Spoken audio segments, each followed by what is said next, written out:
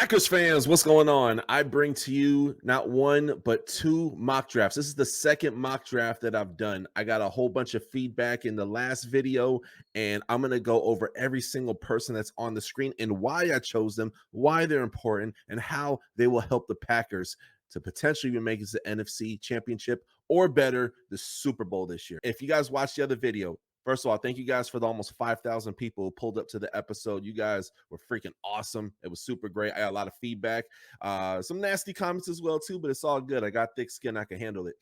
Before we start this episode and why I chose the first person I chose, I need you guys to comment below, hit that subscribe button. Let's jump into it. Now, I think even Packers fans themselves were even shocked that, wow, their team made it to the playoffs. And if you weren't a Jordan Love fan before, you probably are now. But there's some work to be done, you know, and we're going to talk about that. Before the season was over, I had the Packers with the 19th pick. The season wasn't quite over. Now it looks like you guys have the 25th pick. I had a Marius Mims. I had an offensive tackle. Looks like the guys you guys had drafted before, he's going to be staying, so I didn't go tackle with this pick. I went Quinion Mitchell. If you're not familiar with him, watch how he did. I believe it was the Reese Senior Bowl that he was at, and he balled out. When you think, you know, big time prospect, you think big schools, but this is a little school prospect, Toledo, right? And this guy is balling out of control. Folks, he led all of college football in pass deflections. How about that? 18 pass deflections. He had 32 solo tackles and 1 interception. That's great. I'll take interceptions. I'll take pass deflections. Forced fumbles are great too. This guy is a thoroughbred playmaker. Then moving on to safety, Bo Brady. Hopefully I said his name correctly. Coming out of Maryland. This guy is dope. He's a guy, he could line up at cornerback. He could line up at safety. This guy, you can move him in a lot of different packages. He's 6 foot tall, roughly about 210 pounds. He could definitely survive in space and thrive as a split field safety. Also, he has enough speed, route recognition, and field to survive as a true single player. This is a guy who's a day one starter.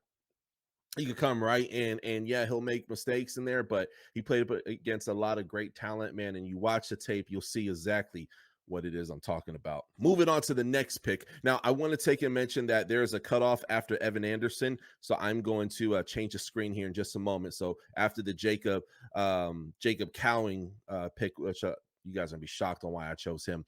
I'll move the screen down and we'll go over the rest of the picks. Okay, going over to Jacob Cowan.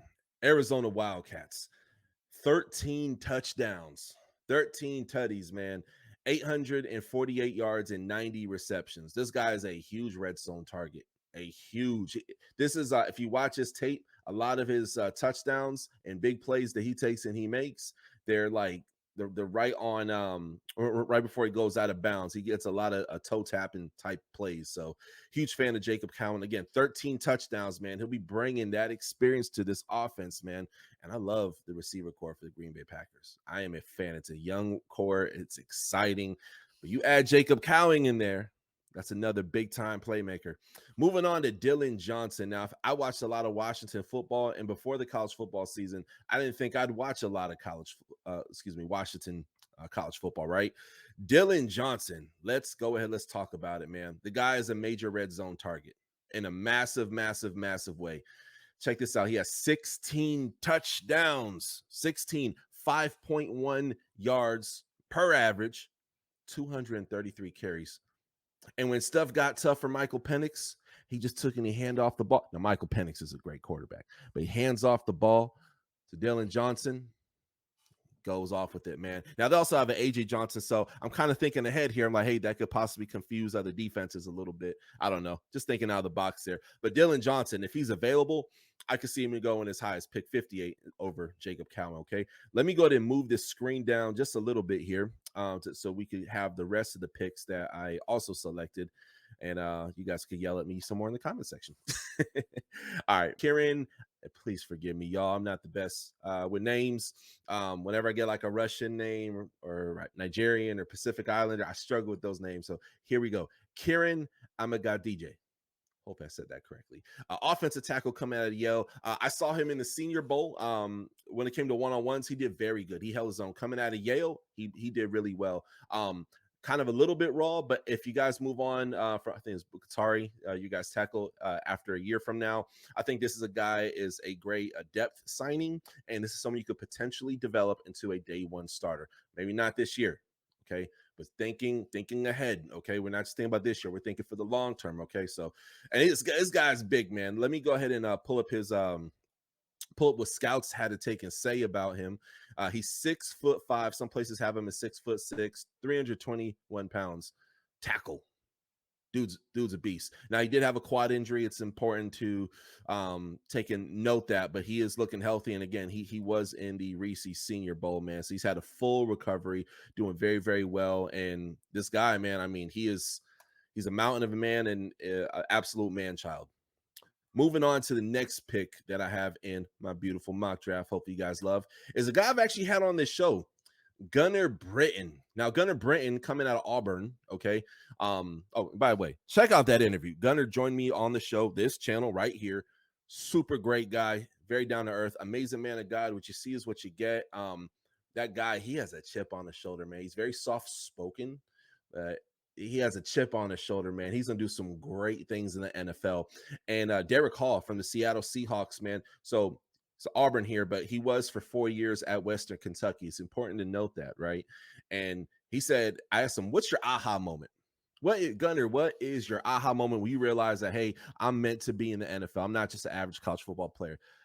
He's like, well, Doug, you know, he has a South Carolina draw to him. He's like, well, Doug, it was when I went up against Derek Hall and he didn't get a single sack on me. Enough said. The guy's a mauler, man, and Auburn had some really tough games, but the guy's battle tested and could potentially, this is a depth sign, but potentially be a day one starter if you guys decide to move on from one of your guards or if one of them go down. He's a day one starter. I would have him as a day one starter over the tackle that I have in here, actually. Moving on, Omar Spates. I'm trying to get Omar on. We're trying to set something up for March. So Omar's a dog, yo. And his college football career, over 300 tackles, y'all. Over 300 tackles. I'm a fan. 6'1", 237 pounds, and he's a great coverage guy. He's a great coverage guy. He's an east to west guy, and a little bit raw, but this is a guy that we have not seen his ceiling yet. I'm excited, and if he joins a team like the Packers, who can take in, again, we're thinking Super Bowl here. You know, add in a guy like Omar on there, he's going to take him ball out. He's one of NFL draft's biggest sleepers. Okay, mark my word, Omar Spates. Okay, Evan Anderson, defensive tackle, Florida Atlantic University. He has a nickname.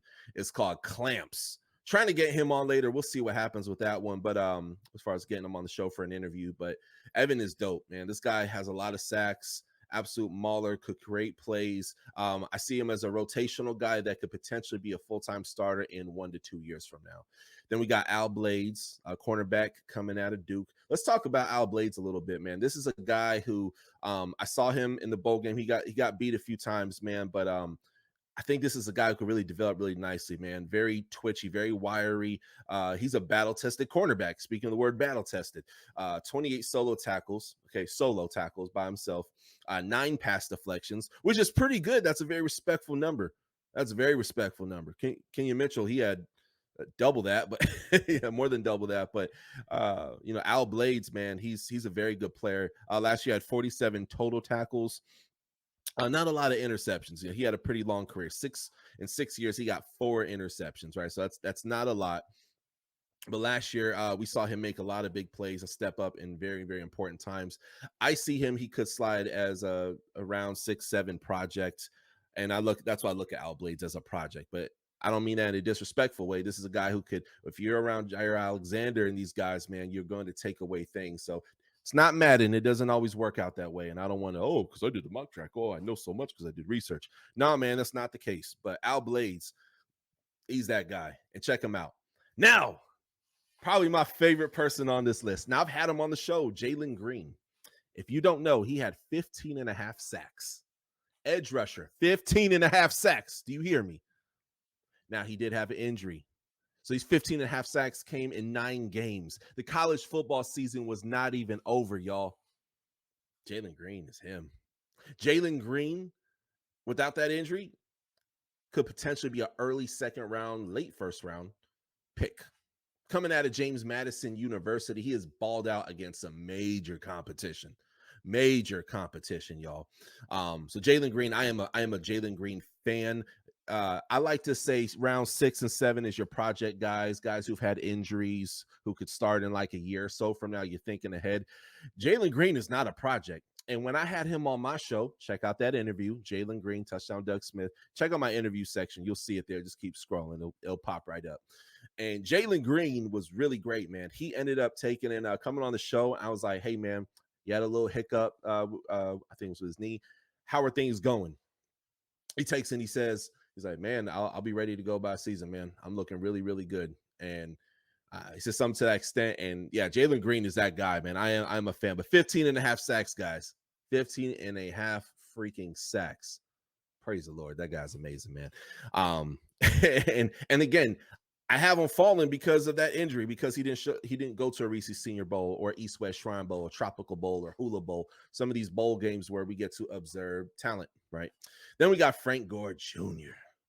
Frank Gore Jr. Yep, that's right, folks. I got 2 running backs in here. And A.J. Dillon's cool, but I see A.J. Dillon after his contract, if he doesn't like improve, I see him possibly going to another team potentially.